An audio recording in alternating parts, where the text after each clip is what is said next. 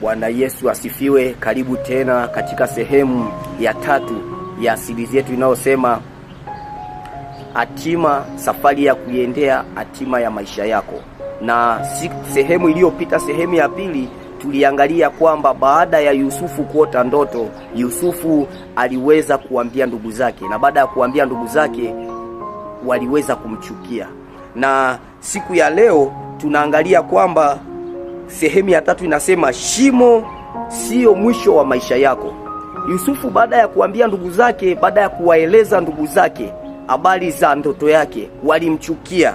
Na ukisoma katika kitabu cha Mwanzo sura 37 mstari wa 28, Biblia inasema wakamchukua wakamtupa shimoni, na shimo lile halikuwa na maji. Ndugu zake Yusufu hawakuangalia kwamba huyu ni mdogo wetu, walimchukua wakamtupia shimoni ili kusudi kwamba ikiwezekana afie mle ndani.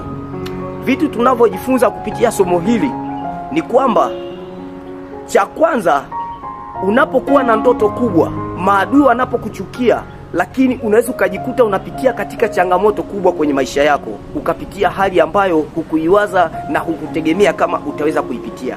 Shimo linaweza likawa ni maisha ambayo unaishi kwa wakati huu kwa sasa. Lakini kitu kikubwa ambacho unatakiwa kujifunza, shimo sio mwisho wa maisha yako. Changamoto unazozipitia katika maisha yako ni sehemu ya mpito, lakini mafanikio makubwa yako mbele yako.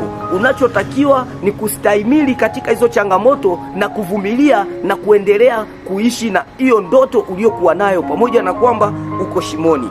Yusufu ni kweli aliweza kutupiwa shimoni, lakini pamoja na kutupiwa shimoni haikuwa mwisho wa maisha yake. Tutaangalia katika sehemu zingine. Lakini pia jambo lingine tunalojifunza, usikubali hali ya sasa au hali uliyokuwa nayo iweze kuua moyo wako.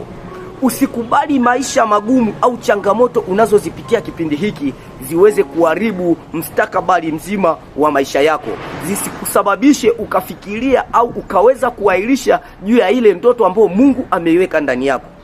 Kuna mwingine amepewa ndoto ya kuwa mhubiri mkubwa, lakini mwingine pia ana ndoto ya kuwa mwimbaji mkubwa. Mwingine amepewa ndoto ya kuwa mfanyabiashara mkubwa. Mwingine amepewa ndoto ya kuwa kiongozi fulani. Lakini hiyo ndoto yako, kuna wakati unapitia katika changamoto kubwa kwenye kuiendea hiyo ndoto yako, mpaka unahisi kabisa kwamba hapa huenda isiwezekane. Lakini sikia, hiyo changamoto unaoipitia ni kipindi cha muda tu. Unatakiwa kusimama imara na uamini ya kwamba hiyo ndoto yako inaenda kutimia.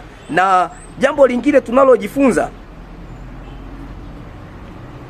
hilo shimo au changamoto uliyokuwa unapitia nao, changamoto unaoipitia kwa wakati huu, wakati ukiwa unaelekea kwenye ndoto yako, inaweza ikawa ni ushuhuda mkubwa baadaye. Mungu anakutendea, Mungu anakutengenezea ushuhuda katika maisha yako. Usiangalie hali gani ambayo unapitia kwa wakati huu, usiangalie kipindi gani ulichokuwa nacho kwa wakati huu. Angalia ile ndoto kubwa ambayo Mungu ameiweka ndani yako. Mungu atakwenda kutimiza, na unatakiwa ubaki katika msimamo wa kumtegemea Kristo. Atakuwezesha kuitimiza ndoto yako. Kwenye maisha ya Yusufu aliweza kupitia changamoto nyingi sana.